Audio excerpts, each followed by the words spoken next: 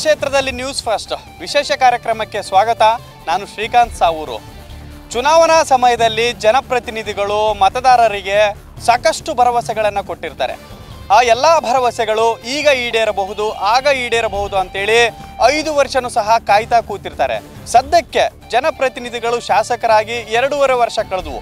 ಈ ಎಲ್ಲ ಒಂದು ಭರವಸೆಗಳು ಈಡೇರಿದಾವ ಇಲ್ಲ, ಎಲ್ಲ ಕನಸುಗಳು ಇನ್ನೂ ಕನಸಾಗೇ ಇದೆಯಾ?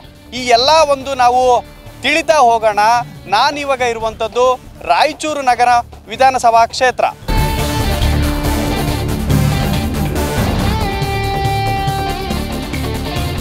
ರಾಯಚೂರು ನಗರ ವಿಧಾನಸಭಾ ಕ್ಷೇತ್ರದ ಬಸ್ ನಿಲ್ದಾಣದ ಬಳಿ ನಾನಿದ್ದೇನೆ. ಬಸ್ ನಿಲ್ದಾಣದ ಬಳಿ ಇರುವಂತಹ ಆಟೋ ಚಾಲಕರು ಅವರೇನು ಹೇಳ್ತಾರೆ, ರಾಯಚೂರು ನಗರದ ಅಭಿವೃದ್ಧಿ ಆಗಿದೆ ಇಲ್ಲ ಅಂತೇಳಿ ಅವ್ರ ಹತ್ರ ಕೇಳ್ತೀನಿ. ಸರ್, ರಾಯಚೂರು ಸಿಟಿ ಡೆವಲಪ್ಮೆಂಟ್ ಆಗಿದೆನಾ? ಏನಾಗಿಲ್ಲ ಸರ್. CM ಇದ್ದಾರಾ ಕಾಂಗ್ರೆಸ್ಸು, MLA ಇದ್ದಾರಾ BJPದು. ಏನು ಸ್ಯಾಂಕ್ಷನ್ ಆಗೋದಲ್ಲ ಅಂತ ಅವರು ಹೇಳಕತ್ತಾರ. ಅವ್ರದ್ದು ವರ್ಕ್ ಏನಾಗೋದಲ್ಲ, ಏನಿಲ್ಲ, ಏನೇನು ಹೇಳಿದರೆ ಲಾಸ್ಟ್ ನೋಡ್ರಿ. ಅವರು ಫಸ್ಟ್ MLA ಇವಾಗ ಇದ್ದಾರಲ್ಲ, ಪ್ರೆಸೆಂಟ್ MLA, ಅವರು JDSನಾಗ ನಿಂತಿದ್ರು. ಅವಾಗಿದು ಮೇನ್ ರೋಡ್ ಹಾಕಿದ್ರು. ಏನು ಸರ್, ಇದು CC ರೋಡು ಲೋಕಲ್ನಾಗ ಆಗಬಾರ್ದು. ನಿಮಗೆ ಏರಿಯಾ ವೈಸ್ ಕಾರ್ಪೊರೇಟ್ ಇದ್ದರೆ ಅವರು CC ರೋಡ್ ಆಗಬೇಕು. ಮೇನ್ ರೋಡ್ CC ರೋಡ್ ಮಾಡಿದ್ರೆ ಆಕ್ಸಿಡೆಂಟ್ ಇದ್ರಾಗ ಎಸ್ಕೇಡ್ ಆಗುತ್ತೆ ವೆಹಿಕಲ್ಸ್. 2 ವೀಲರಲ್ಲಿ 3 ವೀಲರಲ್ಲಿ ರೋಡ್ ಗರೀಬ್ ಇರೋದಲ್ಲ ಸರ್. ಅದು ಒಂದು ಆಕಾರ ಆಗಿ ನಿಮಗೆ 10 ಎಷ್ಟು ಮ್ಯಾಕ್ಸಿಮಮ್ ನಿಮಗೆ 12 and 13 ಇಯರ್ಸ್ ಆಗಿದೆ. ಏನು ಸರ್, ಅದು ಆಗಿದ ಮೇಲೆ ರೀ ರೋಡ್ ಆಗಬೇಕು. ಅದ್ರ ಮ್ಯಾಗೆ ಅದನ್ನ ಆಗೋದಲ್ಲ. ನೀವು ಏಕಮಲಾರ್ ಹತ್ರ ಹೋಗಿ ನೋಡಿರಿ, ಎಲ್ಲಿನ ಹೋಗಿ ನೋಡಿರಿ, CC ರೋಡ್ ಕಂಪ್ಲೀಟ್ ಆಗಬೇಕು. ಅದು ಸೆಂಟ್ರಲ್ನಾಗ ಏನಂದರೆ ಟೈಲ್ಸ್ ಆಗಿಬಿಟ್ಟಾರ. ಅದು ಟೈಲ್ಸ್ ನೀವು ಟೈಲ್ಸ್ ಆಗಿದಾರಲ್ಲ, ಟೈಲ್ಸ್ ತೆಗಿ ನೀವು ಸ್ಪೀಡ್ ಬ್ರೇಕರ್ಸನ್ನು ಆಗಬೇಕು. ಇಲ್ಲಾಂದರೆ ನೀವು ಅದು CC ರೋಡ್ ಕಂಪ್ಲೀಟ್ ಮಾಡಬೇಕು. ಅದು ಡಿಸ್ಕಂಟಿನ್ಯೂ ಮಾಡಿ ಏನು ಮಾಡಿದಾರ, ರಿಟರ್ನ್ ಬಂದು ನೋಡೋದಲ್ಲ, ಏನಿಲ್ಲ. ರಾಯಚೂರಿನ ಏನು ಹಾಕತ್ತದ ಏನಿಲ್ಲ ಅಂತ ಯಾರು ಕೇಳೋದವರು ಇಲ್ಲ. ಏನು 15 ವರ್ಷದಿಂದ ಅದ, ಏನು ರಾಯಚೂರಿಗೆ ಡೆವಲಪ್ಮೆಂಟ್ ಇಲ್ಲ. ಟೂರಿಸವ್ರು ಬರ್ತಾರ ರಾಯಚೂರು ನೋಡಾಗ. ಏನು ಫೇಮಸ್ ರೀ ರಾಯಚೂರು ಅಂದರೆ ನಾವು ಬಿಸಿಲು ಫೇಮಸ್ ಅಂತ ಹೇಳ್ತೀವಿ. ರಾಯಚೂರು ನೋಡಿದ್ರೆ ಏನು ಬಿಸಿಲು ನೋಡಿದ್ರೆ ಏನು ಫೇಮಸ್ ಇಲ್ಲ ಸರ್. ಏನು ಡೆವಲಪ್ಮೆಂಟ್ ಆಗಿ ಏನಿಲ್ಲ, ಏನು ರಾಜಕೀಯಕ್ಕೆ ಏನು ನೀಡೋಕ್ಕೆ ಆಗೋದಿಲ್ಲ. 13 ವರ್ಷ ಆಗಿದೆ ಸರ್, ಇಂಪ್ರೂವ್ ಮಾಡೋದು ಏನಿಲ್ಲ. ವಾಟರ್ ನೀರು ಸರಿಗೆ ಬರೋಲ್ಲ ಸರ್. ನಮ್ಮ ರಾಯಚೂರು ಡಿಸ್ಟಿಕ್ಕಿಗೆ ರೋಡ್ ಚಿಕ್ಕವಿದ್ದಾವೆ. ನಮಗೆ ಅದು ವಾರಕ್ಕೊಂದು ಸಲ 2 ಸಲ ಬಿಡಾಕತ್ತಾರೆ ವಾರದಾಗ. ಮತ್ತು ನೀರು ಗಲೀಜು ನೀರು ಸರ್. ಇದು ರಾಯಚೂರು ಡಿಸ್ಟಿಕ್ನಾಗ ಆಟೋವರಿಗೆ ಭಾಳ ತೊಂದರೆ ಕೊಡಕತ್ತಾನ. ಫುಲ್ ಆಫೀಸರ್ ಸರ್ ಫುಲ್ ತೊಂದರೆ ಕೊಡಕತ್ತಾನ. ನಾವು ಎಲ್ಲಿ ಆಟೋವರು ಬಡವರು ಮುಂಜಾನೆ ಇದ್ದರೆ ಹುಡುಗರು ಮಕ್ಕಳು ಇಬ್ಬರು ಮಕ್ಕಳು ಸ್ಕೂಲ್ ಹಾಕೋದು. ನಾವು ದುಡಿಯೋದಷ್ಟು 300-400 ರೂಪಾಯಿ. ಅದರಲ್ಲೇ ಪೆಟ್ರೋಲು ಗ್ಯಾಸ್ ರೇಟ್ ಹೆಚ್ಚಾಗ್ಯದ. ಹಿಡಿದು 3,000, 5,000, 10,000 ಕೇಳಕತ್ತಾರ.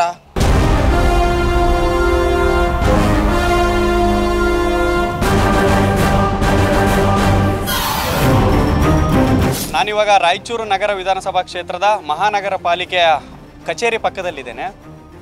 ರಾಯಚೂರು ನಗರ ವಿಧಾನಸಭಾ ಕ್ಷೇತ್ರ ಅಭಿವೃದ್ಧಿ ಆಗಿದೆನಾ? ಎಲ್ಲ ಆಗ್ಯದ ಸರ್. ಅಭಿವೃದ್ಧಿ ಎಲ್ಲಿ ಮಾಡ್ಯಾರ?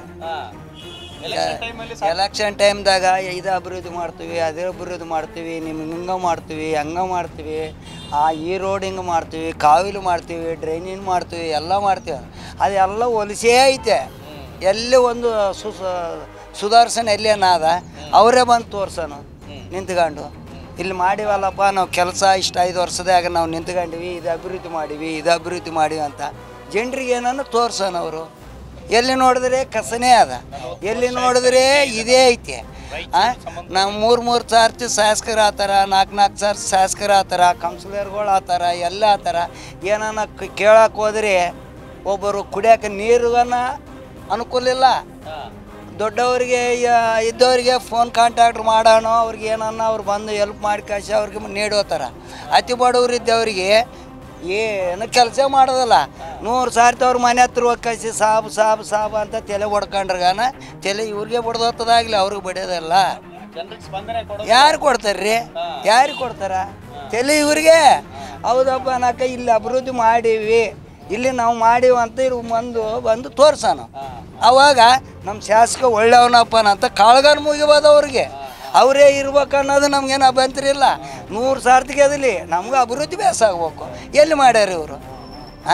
ಅವಾಗ ಎಲೆಕ್ಷನ್ ಬರೋ ಕಾಲಕ್ಕೆ ಎಲ್ಲ ನಮ್ಮ ತಮ್ಮನವರು, ಅಣ್ಣನವರು, ನಮ್ಮ ತಾಯಿ ಮಕ್ಕಳಪ್ಪ ನಾನು ಒಳ್ಳೇದು ಮಾಡ್ತೀನಿ, ಅದು ಮಾಡ್ತೀನಿ ಅನ್ನೋದೊಂದೇ ಗೊತ್ತು ಅವರಿಗೆ. ಯಾವಾಗ ಅಧಿಕಾರ ಬರೋಣ ನಮ್ಗೆ ಅವ್ರು ಸಿಗ್ಬೇಕಂದ್ರೆ ಮತ್ತೆ 6 ತಿಂಗಳು ಟೈಮ್ ಇರ್ತದೆ ನೋಡು. ಎಲೆಕ್ಷನ್ ಡಿಕ್ಲೇರ್ ಹಾಕಲ್ಗೆ ಬರ್ತದೆ ನೋಡು. ಅವಾಗ ಇವ್ರು ಏನು ಮಾಡ್ತಾರೆ ಆ ಏರಿಯಾದಾಗ ತಿರುಗಾಡ್ತಾರ. ಅವಾಗ ಏನಾಗ್ತದ ಅವರೆಲ್ಲನ್ನ ಕುಡುಕರು ಇರ್ತಾರೆ ನೋಡು, ಅವ್ರನ್ನ ಜಮನ ಮಾಡ್ಕೊಂತಾರೆ ಅವ್ರು ಇವ್ರು ಏನಂತಾರ ಬಲಿ ಪೈಸರು ಮಾಡ್ತಾರೆ ಒಳ್ಳೆಯವ್ರನ್ನ. ಹಂಗೆ ಅವನು ಏನಾಗ್ತಾನ ನಮ್ಮನ್ನು ಎದುರು ಮಾಡಿಸ್ತಾನ, ನಾವು ಕೆಲಸ ಮಾಡ್ತಿದ್ದೀವಿ, ಈಗ ಇವನೇ ತೊಂದರೆ ಮಾಡ್ತಾನ ಅಂತ ಹೇಳ್ತಾರೆ. ಅಭಿವೃದ್ಧಿ ಯಾಕಾಗಿಲ್ಲ ಅಂತ ಸರ್ ಯಥಾಸ್ಥಿತಿ ಇದೆ ಸರ್. ನಾನು ಈಗ 38 ಇಯರ್ಸ್ ಆಯ್ತು ಸರ್.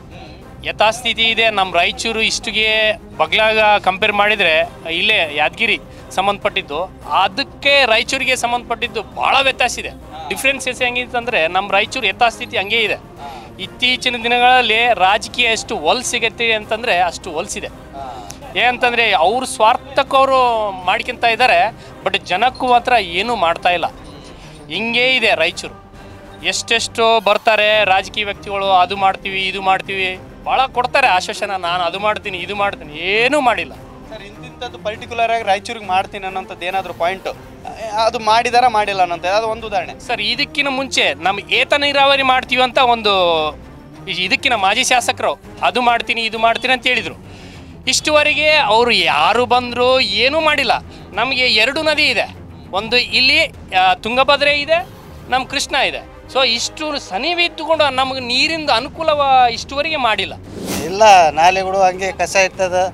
ಅಲ್ಲಿ ಬರ್ರಿ ಮಾಣಿಕ್ ನಗರ್ನಲ್ಲಿ ನಮ್ಮ ಮನೆ ಹತ್ರ ನೋಡ್ರಿ ಎಷ್ಟಿದಾದ. ಏಡಿ ಸಾಕಾಗಿದ್ದು. ಎಷ್ಟು ಸಲ ಹಿಡ್ಬೇಕ್ರಿ? ಒಂದ್ಸಲ ಎಷ್ಟು ಸಲ ಹಿಡಿದ್ರೆ ಹಂಗೆ.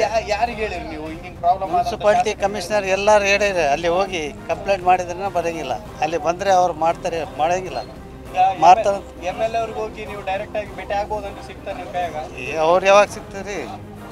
ಸಿಗಲ್ಲ ಯಾರು. ಅದು ಎಲ್ಲ ಹೇಳ್ತಾರೆ, ಎಲೆಕ್ಷನ್ ಇದ್ರೆ ಮಾತ್ರ ಮಾತಾಡ್ತಾರೆ. ಅವಾಗ ಬರ್ತಾರ ಮನೆಗೆ ಬಂದು ಎಲ್ಲ ಮಾತಾಡಿ ಅದು ಮಾಡ್ತೀನಿ ಇದು ಮಾಡ್ತೀನಿ ಅಂತ ಹೇಳ್ತಾರೆ. ಯಾರು ಮಾಡೋಂಗಿಲ್ಲ.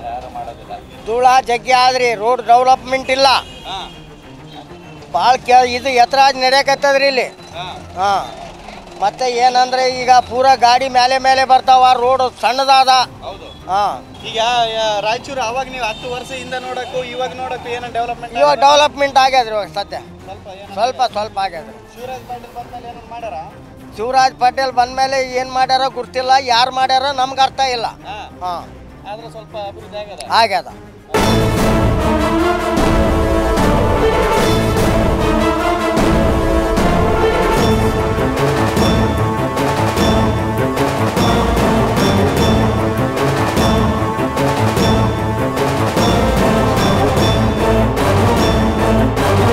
ಕುಡಿಯೋಕೆ ನೀರಿಲ್ಲ, ಏನಿಲ್ಲ, ತೊಳ್ಕೊಂಬಕ್ಕೆ ನೀರಿಲ್ಲ, ಕುಡಿಯೋಕೆ ನೀರಿಲ್ಲ. ಇಷ್ಟು ದೊಡ್ಡ ಗಂಜು APMCಯಾಗ ಅಸಲು ಒಂದು ಎಲ್ಲೋ ನಾವು ಕುಡಿಬೇಕಾದ್ರೆ ಗೇಟ್ ಆ ಕಡೆ ಹೋಗ್ಬೇಕು, ನೀರು ಕುಡಿದು ಬರಬೇಕು. ಇಲ್ಲಿ ಖಾಲಿ ತೋಡ್ಯಾರ ಯಾರು ಇದ್ರಾಗೆ ಹೋಗ್ಬಿಡ್ತಾವೆ, ನೀರಲ್ಲ, ಗಲೀಜು ನೀರಲ್ಲ. ರೈತರದ್ದು ಏನೂ ಉಪಯೋಗ ಇಲ್ಲ, ಎಷ್ಟು ಬೆಳೆ ತಂದ್ರೆ ಕೂಡ ನೀರೆಲ್ಲ ಬಂದ್ರೆ ಕೀನ್ಸು ಸೋರ್ತದ. ರೈತರು ಅವ್ರು ಹತ್ಕೊಂಡು ಹೋಗ್ತಾರೆ ಮಾಲ್ ತಂದವರು, ಏನು ಮಾಡಕ್ಕೆ ಬರೋಂಗಿಲ್ಲ. ಇವಾಗ ನೀರಿಲ್ಲ ಸರ್, ಇಲ್ಲಿ ಕುಡಿಯೋಕೆ ನೀರಿಲ್ಲ. ಆ ಕಡೆ ಹೋಗಿ ನೀರು ಕುಡಿಬೇಕು, ಗೇಟ್ ಹೊರಗೆ ಹೋಗ್ಬೇಕು. ಇಲ್ಲಿಲ್ಲ ನೀರು ಇಲ್ಲ, ಏನಿಲ್ಲ, ಇಲ್ಲಿ ಏನಿಲ್ಲ. ಓಟ್ ಬಾದಂಗ ಒಂದೇ ನಮ್ಮ ತಲೆ ಬರ್ತಾರ, ಓಟ್ ಹಾಕ್ರಿ ಅಂತಾರೆ. ಅವಾಗ ಯಾಕೆ ಬರಬೇಕು ನಮ್ಮ ತಲೆ? ಅವರು ಓಟ್ ಅವ್ರು ಹಾಕ್ಯಂದ್ರೆ ಆಯ್ತು, ಅವ್ರಿಗೆ ಗೆದ್ದು ಬಿಟ್ರೆ ಆಯಿತು. ಇವಾಗ ಎಷ್ಟು ಮಂದಿ MLAಗಳು ನಿಂತಿರ್ತಾರ, ಅವ್ರು ಓಟ್ ಅವ್ರು ಹಾಕ್ಯಂದ್ರೆ ಆಯ್ತಲ್ಲ. ಇವಾಗ ನೀ ಅತಿ ಹೆಚ್ಚಿಗೆ ಪ್ರಜೆಗಳ ತಲೆ ಯಾಕೆ ಬರಬೇಕು? ಮತ್ತು ನಡೆಯೋದಿಲ್ಲ. ನಾವಿದ್ರೆ ಅವರು ನಮಗೆ ತ್ರಾಸಿದಾಗ ಅವ್ರು ಯಾಕೆ? ಅದೇ ರಾಯಚೂರಲ್ಲಿ ಯಾವುದೇ ಕಾರಣಕ್ಕೆ ಅಭಿವೃದ್ಧಿ ಇಲ್ಲ ಸರ್. ಅಭಿವೃದ್ಧಿ ಆಗಬೇಕಾಗಿದೆ. ಏಮ್ಸ್ ಹೋರಾಟ ನಡೀತಾ ಇದೆ ತುಂಬ ವರ್ಷಗಳಿಂದ. ಏಮ್ಸ್ ಕೇಳ್ತಾ ಇದ್ದೀವಿ, ಬಟ್ ಏಮ್ಸ್ ಕೊಡ್ತಾ ಇಲ್ಲ. ಯಾವುದೇ ಕಾರಣಕ್ಕೆ ಏಮ್ಸ್ ಕೊಡ್ತಾ ಇಲ್ಲ. ಹಾಗಾಗಿ ಏಮ್ಸ್ ಬೇಕಾಗಿದೆ ರಾಯಚೂರಿಗೆ. ರಾಯಚೂರು ಸಿಟಿ ಶಾಸಕರು ನಿಮ್ಮ ಕೈಗೆ ಸಿಗಬಹುದಾ ಈಸಿಯಾಗಿ? ಅವ್ರು ಏನಾದರೂ ಕೆಲಸ ಮಾಡಿಕೊಡ್ತೀರಾ ಅಂದ್ರೆ? ಸರ್ ಇಲ್ಲ ಸರ್, ಸಿಗ್ತಾ ಇಲ್ಲ.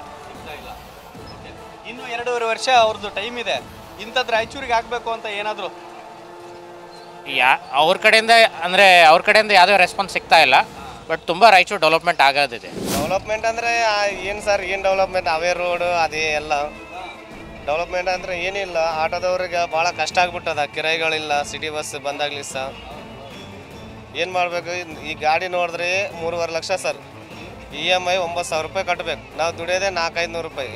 ಡೈಲಿ 300 ರೂಪಾಯಿ ತೆಗಿಬೇಕಂದ್ರೆ ಎಲ್ಲಿ ಸಹ ತೆಗಿಬೇಕು ಸರ್. ಭಾಳ ಕಷ್ಟ ಆಗ್ಬಿಟ್ಟದ ಸರ್.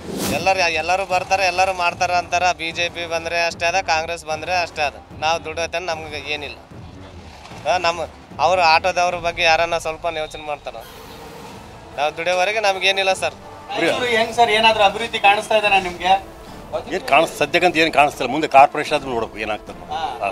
ಸದ್ಯಕ್ಕಂತ ಏನು ಆಪರೇಷನ್. ಹೌದು. ಈಗ ಶಾಸಕರು ಸಾಕಷ್ಟು ಭರವಸೆಗಳನ್ನ ಕೊಟ್ಟಿರ್ತಾರೆ ಎಲೆಕ್ಷನ್ ಟೈಮಲ್ಲಿ. ಹೌದು. ಆ ಭರವಸೆಗಳು ಈಡೇರಿದಾವ ಏನಾದ್ರು ಅಂತ? ಇಲ್ಲ. ಯಾವ ಭರವಸೆ? ಈಗ ಏನ್ ಆಗ್ಬೇಕಂತೀರಿ ಸರ್? ರಾಯಚೂರಾಗ ಇಂತಿಂತದ್ದು ಆಗ್ಬೇಕಾಗಿತ್ತಪ್ಪ, ಆಗಿಲ್ಲ ಅಂತ ಹೇಳಿ ಏನಾದ್ರು? ನನಗೆ ಮೇನ್ ಇನ್ಫ್ರಾಸ್ಟ್ರಕ್ಚರ್ ಬೇಕ್ರಿ, ಇನ್ಫ್ರಾಸ್ಟ್ರಕ್ಚರ್ ಬೇಕು. ಅದೆಲ್ಲ ಅದಾಗಿಲ್ಲ. ಮತ್ತು ಇದು ರೋಡ್ಸ್ ಅಂತೂ ಭಾಳ ಇದು ಟ್ರಾಫಿಕ್ ಸಿಸ್ಟಮ್ ಇಲ್ಲ. ಎಲ್ಲಿ ಬೇಕಲ್ಲಿ ಅವರು ಗಾಡಿಗಳು ಎರಡು ಕಡೆ ನಿಲ್ಲಿಸ್ತಾರೆ. ಇದು ಭಾಳ ಹೊಲಸದ. ಇದು ಮತ್ತು ಅದನ್ನು ಚೇಂಜ್ ಆಗ್ಬೇಕು. ಸಮಸ್ಯೆಗಳು ಯಾವತ್ತೂ ಇರೇ ಇರ್ತವೆ, ಯಾವುದೇ ಸರ್ಕಾರ ಬಂದರೂ ಕೂಡ. ಇದನ್ನು ಪೂರ್ತಿ ನಾವು ಇದು ಮಾಡ್ತೀವಿ ಅನ್ನೋಕ್ಕೆ ಸಾಧ್ಯನೇ ಇಲ್ಲ. ಇದ್ದದ್ರಲ್ಲಿ ಸ್ವಲ್ಪ ಇಂಪ್ರೂವ್ಮೆಂಟ್ ಆಗ್ತಾನೇ ಇದೆ. ಆಗ್ತಾಯಿದೆ. ಅಭಿವೃದ್ಧಿ ಇಲ್ಲ ಅನ್ನೋಕ್ಕಾಗಲ್ಲ, ಆಗ್ತಾಯಿದೆ. ನಮ್ಮ ಎಕ್ಸ್ಪೆಕ್ಟೇಷನ್ಗೆ ಹಾಕೋಕ್ಕಂತೂ ಸಾಧ್ಯನೇ ಇಲ್ಲ. ಏನು ಇದ್ದದ್ರಲ್ಲಿ ಚೆನ್ನಾಗಿದ್ದೀವಿ ರಾಯಚೂರವರು. ಶಾಸಕರು ಅಷ್ಟೇ, ಬೋಸರ ಸಾಹೇಬರು ಅಷ್ಟೇ ಮಾಡ್ತಿದ್ದಾರೆ, ಮ್ಯಾಕ್ಸಿಮಮ್ ಮಾಡ್ತಾ ಇದ್ದಾರೆ. ಹೌದು. ಆಗಿದೆ ಆಗ್ತದೆ. ಅಭಿವೃದ್ಧಿ ಮಾಡ್ಯಾರ, ಅವರು ಅಭಿವೃದ್ಧಿ ಆಗ್ಯಾರ. ಅವರು ಅಭಿವೃದ್ಧಿ ಆಗಿದೆ, ಸ್ವತಃ ಅವರು ಅಭಿವೃದ್ಧಿ ಆಗ್ಯಾರ. ಸಮಸ್ಯೆ ಅಂದ್ರೆ ಏನು ಸರ್? ರಸ್ತೆ ಸರಿಯಾಗಿಲ್ಲ, ಕುಡಿಯೋ ನೀರಂತೂ ಇನ್ಮೇಲೆ 3 ದಿನ ವಾರಕ್ಕೊಂದ್ಸಲ ಬರ್ತಾವ. 2 ನದಿ ನಡುವಿವಿ ನಾವು. ಈ ಕಡೆ 10 ಕಿಲೋಮೀಟರ್ ಒಂದು ಕೃಷ್ಣಾ ನದಿ, 18 ಕಿಲೋಮೀಟರ್ನಲ್ಲಿ ತುಂಗಭದ್ರಾ ನದಿ. 2 ನದಿಗಳ ನಡುವಿದ್ದು ನೀರಿಲ್ದಂಗೆ ಇವು ನಾವು. ಅದಕ್ಕೆ ಗ್ರಾಮೀಣ ಶಾಸಕರಾಗಿರ್ಬೋದು, ನಗರ ಶಾಸಕರಾಗಿರ್ಬೋದು, ನೀರಿನ ಸಮಸ್ಯೆಯನ್ನು ಹೋಗಲಾಡಿಸ್ಬೇಕೆಂದು ಈ ಮೂಲಕ ತಮ್ಮ ಮೂಲಕ ಕೇಳ್ತಾರೆ.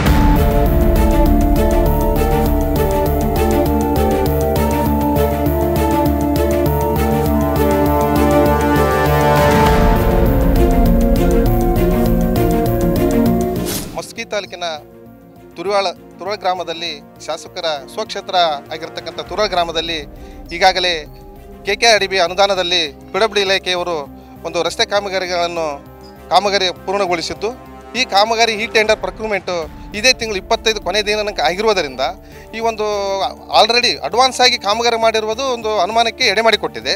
ಅದಕ್ಕಾಗಿ ಅಧಿಕಾರಿಗಳು ಯಾಕೆ ಅಡ್ವಾನ್ಸ್ ಕಾಮಗಾರಿಯನ್ನು ಮಾಡಿಸಿದ್ರು ಮತ್ತು ಇನ್ನು ಟೆಂಡರ್ ಪ್ರಕ್ರಿಯೆನೇ ಮುಗಿದಿಲ್ಲ. ಹಾಗಾಗಿ ಇಲ್ಲಿ ಕಾಮಗಾರಿ ಯಾಕೆ ಅಡ್ವಾನ್ಸ್ ಮಾಡಿಸ್ತಾರೆ ಅನ್ನೋದು ನಮ್ಮ ಪ್ರಶ್ನೆ ಆಗಿದೆ. ಅದಕ್ಕಾಗಿ ಸಂಬಂಧಪಟ್ಟ ಅಧಿಕಾರಿಗಳು ಕೂಡಲೇ ಇದ್ರ ಬಗ್ಗೆ ತನಿಖೆ ಮಾಡಿ ಯಾರು ತಪ್ಪಿತಸ್ಥರು ಅಧಿಕಾರಿಗಳ ಮೇಲೆ ಕಾನೂನು ಕ್ರಮ ಜರುಗಿಸ್ಬೇಕಂತೇಳಿ ನಮ್ಮ ಒತ್ತಾಯ. ಈಗೇನಿಲ್ಲ, ಆ ಒಂದು ಈಗಿನ ಕಾಮಗಾರಿಯನ್ನು ಕೈ ಬಿಡಬೇಕು ಮತ್ತು ಈ ಟೆಂಡರ್ನ ಅಲ್ಲಿ ಅದೇ ಸ್ಥಳದಲ್ಲಿ ಟೆಂಡರ್ ಮಾಡುವಂತಿಲ್ಲ. ಯಾಕಂದ್ರೆ ಬೇರೆ ಹಣನ ಬಳಕೆ ಮಾಡ್ಕೊಳ್ಳಿ, ಅದನ್ನು ಕೂಡಲೇ ರದ್ದು ಮಾಡಬೇಕಂತೇಳಿ ನಮ್ಮ ವಾದ. ನಾನಿವಾಗ ರಾಯಚೂರು ನಗರ ವಿಧಾನಸಭಾ ಕ್ಷೇತ್ರದ ವ್ಯಾಪ್ತಿಯಲ್ಲಿದ್ದೇನೆ. ಇಲ್ಲಿನ ಪ್ರಗತಿಪರ ಸಂಘಟನೆದವರು ನಮ್ಮ ಜೊತೆ ಇದ್ದಾರೆ, ಅವ್ರ ಹತ್ರ ಮಾತಾಡಿಸ್ತಾ ಹೋಗ್ತೀನಿ. ಯಾವ ರೀತಿಯಾಗಿ ಕ್ಷೇತ್ರದ ಅಭಿವೃದ್ಧಿ ಆಗಿದೆಯಾ ಇಲ್ವಾ ಅಂತೇಳಿ. ಸರ್, ಕ್ಷೇತ್ರದಲ್ಲಿ ಅಭಿವೃದ್ಧಿ ಅನ್ನೋದು ಯಾವ ರೀತಿಯಾಗಿ ನಿಮ್ಗೆ ಅನಿಸ್ತಾ ಇದೆ? ಅಭಿವೃದ್ಧಿ ಅಂದರೆ ಸಿಟಿ ಬ್ಯೂಟಿಫಿಕೇಷನ್ ಆಗಬೇಕು. ಅದು ಬಿಟ್ಬಿಡ್ರಿ, ಬೇಸಿಕ್ ಎಮ್ಯುನಿಟೀಸ್, ರೋಡ್ಸು, ನೀರು, ಚರಂಡಿ ಇದೇ ಸರಿಯಾಗಿ ಆಗವಲ್ದು. ನಾವು ಬೇರೆ ಎಕ್ಸ್ಪೆಕ್ಟೇಷನ್ಸ್ ಮಾಡಲಿಕ್ಕೆ ಕೂಡ ಇಲ್ಲಂಗೆ ಆಗ್ಯದ. ಎಲ್ಲ ಎಲೆಕ್ಷನ್ಸ್ನಲ್ಲಿ ಆಶ್ವಾಸನೆ ಕೊಡ್ತಾರೆ, ಆದರೆ ಅಂಥವು ಏನೋ ಅವ್ರ ಕಡೆಯಿಂದ ಎಫೋರ್ಟ್ಸ್ ಹಾಕಿದ್ದು ನಾವು ನೋಡಲಿಲ್ಲ. ಮತ್ತು ಏನೇನು ಅವರು ಆಶ್ವಾಸನೆ ಕೊಟ್ಟರು ಅದ್ರ ಬಗ್ಗೆ ಮತ್ತೆ ಪುನಃ ಅದು ಮಾತೇ ಆಡಲ್ಲ.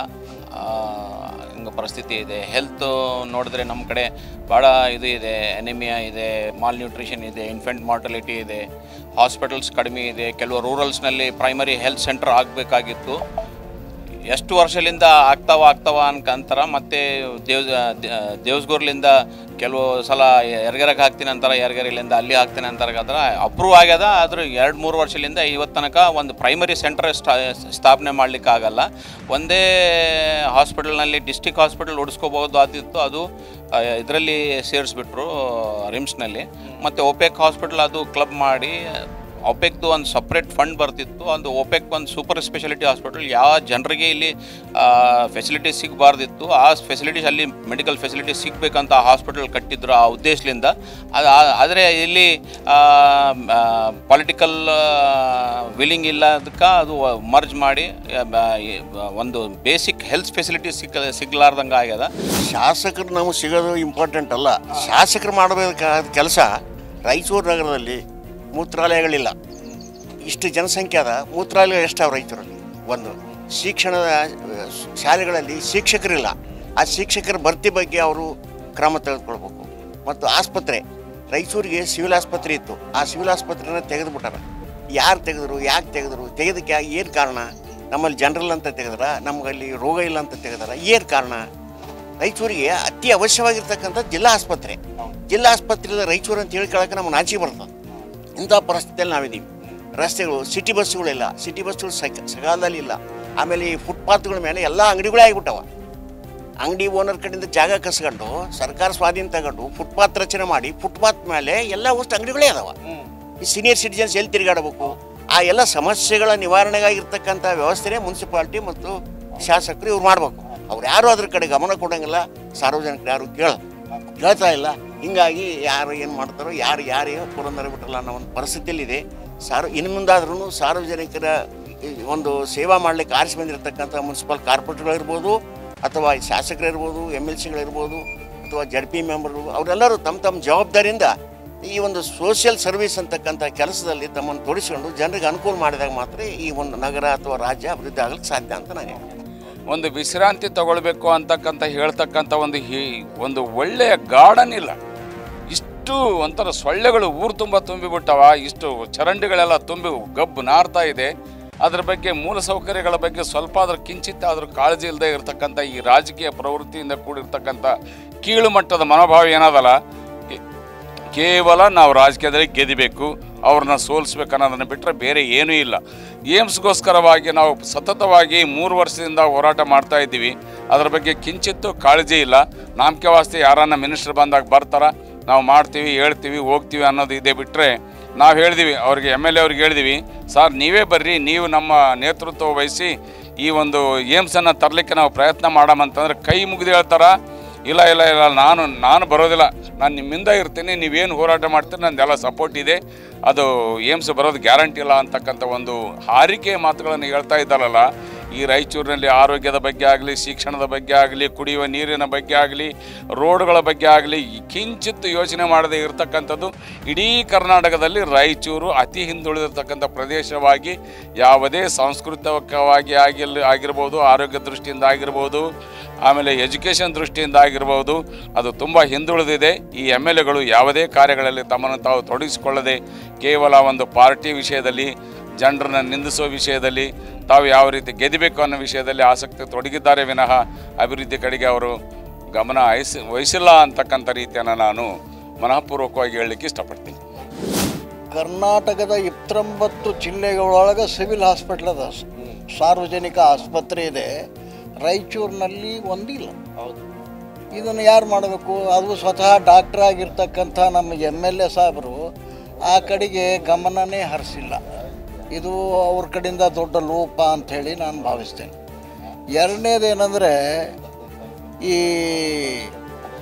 ರಸ್ತೆ, ಚರಂಡಿ ಇತ್ಯಾದಿಗಳು ಮುನ್ಸಿಪಾಲ್ಟಿ ಮತ್ತು MLA ಇಬ್ಬರೂ ಜವಾಬ್ದಾರರು. ನಾನು ನೋಡಿದಂತೆ ಪರಸ್ಪರ ಕೋಆರ್ಡಿನೇಷನ್ನೇ ಇಲ್ಲ.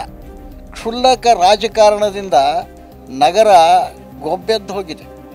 ಈಗ ಕಾನೂನು ಪ್ರಕಾರ ಮೇನ್ ರೋಡ್ನಲ್ಲಿ ಪ್ರತಿನಿತ್ಯ ಕಸ ಹೊಡಿಬೇಕು. ಒಳಗಡೆ ಏನಂತಂದರೆ ವಾರಕ್ಕೆ 2 ಸರ್ತಿ ಹೊಡಿಬೇಕು. ನಾನು ಹೇಳ್ತೀನಿ, ಈ ಮುನ್ಸಿಪಾಲ್ಟಿ ಬಂದ ಮೇಲೆ, ಈ MLA ಆದಮೇಲೆ ಇವತ್ತಿನವರೆಗೂ ಹಲವು ಏರಿಯಾದೊಳಗೆ ಮುನ್ಸಿಪಾಲ್ಟಿಯ ಒಂದು ಕಸಬರಿಗೆ ಕೂಡ ಆ ಕಡೆ ಹಿಂಗೆ ಬಳದಿಲ್ಲ.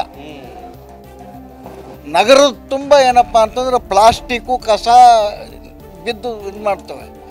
ಈ ನಮ್ಮ ಡಾಕ್ಟ್ರುಗಳವೇ ಅತಿ ಹೆಚ್ಚು ಖಾಲಿ ಪ್ಲಾಟ್ಗಳವ ರಾಯಚೂರು ತುಂಬ. ರೊಕ್ಕ ಹೆಚ್ಚದ ಡಾಕ್ಟ್ರುಗಳ ಹತ್ರ, ಪ್ಲಾಟ್ನೊಳಗೆ ಇನ್ವೆಸ್ಟ್ ಮಾಡ್ತಾರೆ, ಖಾಲಿ ಪ್ಲಾಟ್ ಅವ. ಖಾಲಿ ಪ್ಲಾಟ್ನೊಳಗೆ ಮುಳ್ಳು ಗಿಡ ಸಹಿತ ತೆಗಿಲಾರ್ದ ಹಾವು ಉಪ್ಪಡಿ ಹರಿದಾಡುವಂಥ ಪರಿಸ್ಥಿತಿ ನಿರ್ಮಾಣ ಆಗಿದೆ. ಒಟ್ಟಾರೆ ಹೇಳಬೇಕಾದ್ರೆ ರಾಯಚೂರು ಒಂದಿಷ್ಟು ಇಂಪ್ರೂವ್ ಆಗಿದೆ, ಇಲ್ಲ ಅಂತಲ್ಲ. ಆದರೆ ನಿರೀಕ್ಷಿತ ಮಟ್ಟದಲ್ಲಿ ನಮ್ಮ MLA ಅಂತಲ್ಲ, ಎಲ್ಲ ರಾಜಕಾರಣಿಗಳು ವಿಫಲ ಆಗಿದ್ದಾರೆ. ಇವ್ರದ್ದು ವಿಶೇಷ ಜವಾಬ್ದಾರಿ ಇದೆ. ಅವರು ತಮ್ಮ ಕೆಲಸವನ್ನು ಇನ್ನೂ ಗಮನ ಕೊಟ್ಟು ಮಾಡಬೇಕು. ವಯಸ್ಸಿದೆ, ಈ ಟೈಮಿನಾಗ ಒಂದು ಅವಕಾಶ ಸಿಕ್ಕಿದೆ, ಅವ್ರ ಜೀವನ ಸಾರ್ಥಕ ಆಗ್ತದೆ. ಕುಡಿಯುವ ನೀರು, ಡ್ರೈನೇಜು, ಆಮೇಲೆ 24x7 ಯಾವಾಗೋ ಬಂದು ಹೋಗ್ಯದ. ಆಮೇಲೆ 2-3 ಓವರ್ ಹೆಡ್ ಟ್ಯಾಂಕ್ಗಳು ನಿಂತು ರೆಡಿ ಆಗ್ಯಾವ. ಆ ಭಾಗಕ್ಕೆ ನೀರೇ ಬರೋಂಗಿಲ್ಲ. ಉದಾಹರಣೆಗೆ ಈ ಡೆಂಟಲ್ ಕಾಲೇಜ್ ಏರಿಯಾ ಏನಿದೆ, ಅಲ್ಲಿ ಒಂದು ಬೆಟ್ಟಲ್ಲಿದೆ, ಎರಡುವೇ ಅಲ್ಲೇ ಅದು ನೀರೇ ಬರ್ತಾ ಇಲ್ಲ. ಏನು ಕಾರಣ ಏನು ನನಗೆ ಗೊತ್ತಿಲ್ಲ. ಇವ್ರು ಯಾಕಷ್ಟು ಅಲಕ್ಷ್ಯ ಮಾಡ್ಯಾರ. ಸರಿಯಾಗಿ ಸತತ 3 ಬಾರಿ ಶಾಸಕರಾಗಿ ಆಯ್ಕೆಯಾಗಿರುವಂತಹ ರಾಯಚೂರು ನಗರ ವಿಧಾನಸಭಾ ಕ್ಷೇತ್ರದ ಶಾಸಕ ಡಾಕ್ಟರ್ ಶಿವರಾಜ್ ಪಾಟೀಲ್ ಅವರ ಮೇಲೆ ಇಲ್ಲಿಯ ಮತದಾರರು ಬೆಟ್ಟದಷ್ಟು ನಿರೀಕ್ಷೆಗಳನ್ನು ಇಟ್ಕೊಂಡಿದ್ದಾರೆ. ಅವರೆಲ್ಲ ನಿರೀಕ್ಷೆಗಳನ್ನು ಆದಷ್ಟು ಬೇಗ ಶಾಸಕರು ಈಡೇರಿಸಲಿ ಅನ್ನುತ್ತಾ ಇದಿಷ್ಟು ಈವರೆಗಿನ ಅಪ್ಡೇಟ್ಸ್. ನಿರಂತರ ಸುದ್ದಿಗಳಿಗಾಗಿ ನೋಡ್ತಾ ಇರಿ ನ್ಯೂಸ್ ಫಸ್ಟ್, ನಿರ್ಭೀತಿಯಿಂದ ನಿಮ್ಮ ಪರವಾಗಿ.